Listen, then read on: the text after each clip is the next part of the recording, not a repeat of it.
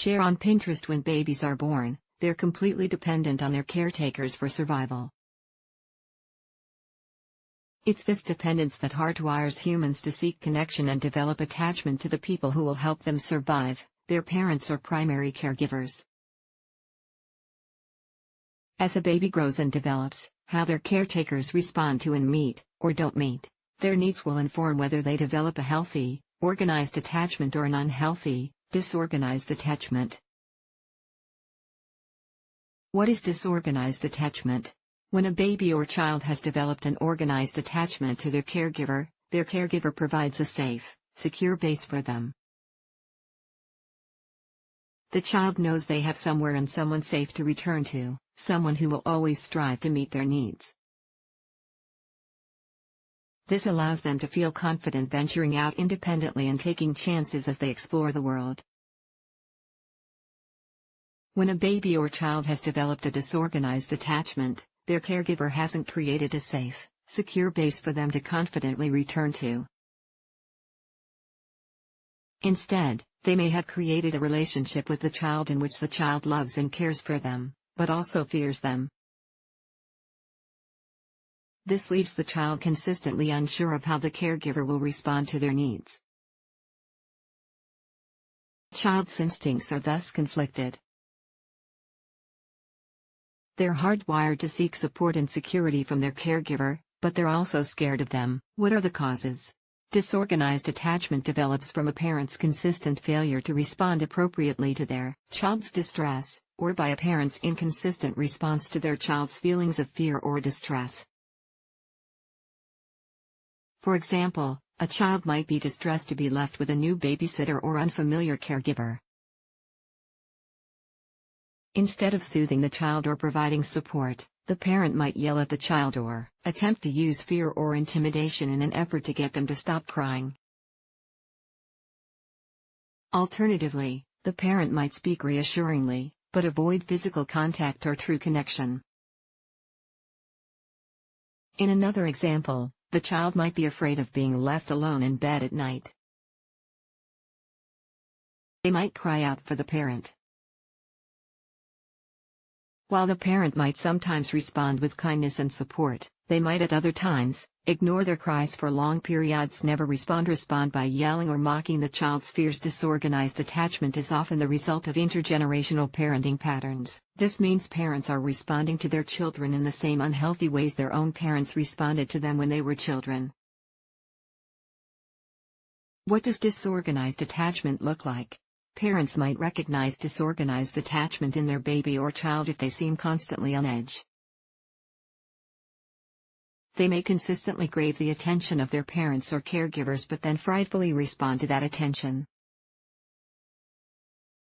Parents might also note their child responds to their presence with tears, avoidance, or another fearful response.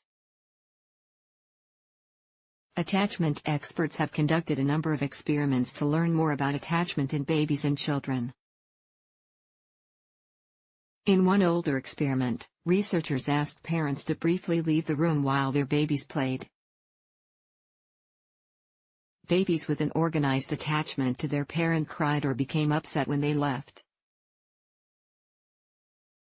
but then calmed quickly when their parent returned and began to soothe them.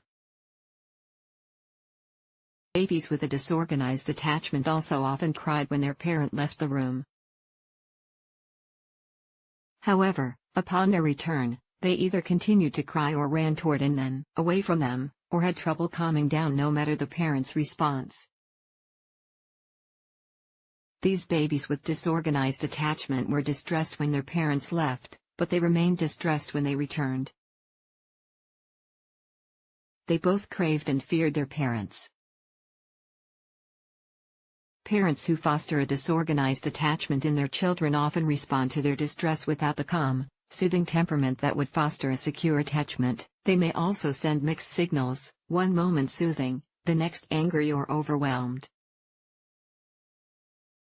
Instead of attending to their child's needs, they might respond to their child's fear or distress by laughing at a child's fears or tear-siling at a child to stop crying, sometimes responding to a child's cries, but ignoring them for long periods. At other times, briefly soothing a child before losing patience and yelling or intimidating the child, mocking a child in distress. What is the treatment? If you're concerned about a disorganized attachment forming between you and your child, it's important to seek help. This sort of attachment may have lifelong negative consequences if not addressed.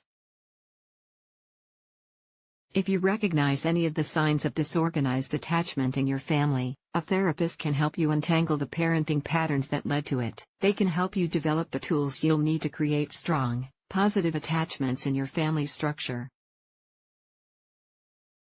Therapists focusing on attachment will often work individually with the parent to help them understand their own unresolved fears.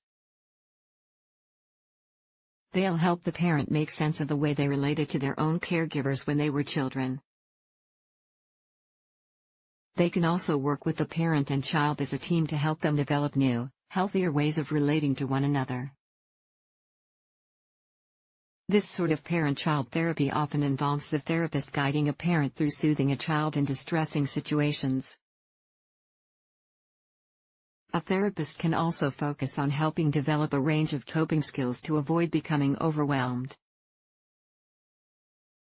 They can help the parent recognize and respond to their own emotions as they relate to parenting and attachment.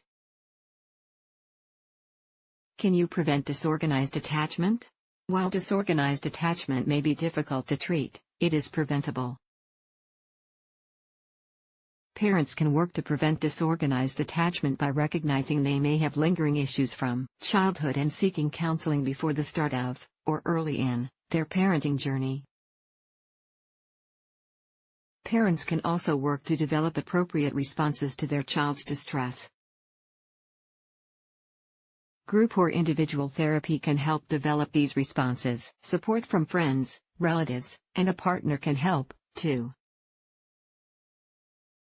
Developing positive parenting patterns is an important part of preventing disorganized attachment. While it may be more or less difficult for different people, it's possible even for those who didn't grow up with an organized attachment to their own parents. Takeaway: while parents are right to be concerned about developing a healthy, organized attachment with their children, it's important to note that attachment is formed over time. No one interaction will shape a child's entire attachment style. It's normal to become overwhelmed by parenting from time to time, or to respond to children in ways we might later recognize as less than ideal. But as long as we're striving to be kind, empathetic, and respond appropriately to our child's distress, the chances of raising a child with a secure, organized attachment are very likely.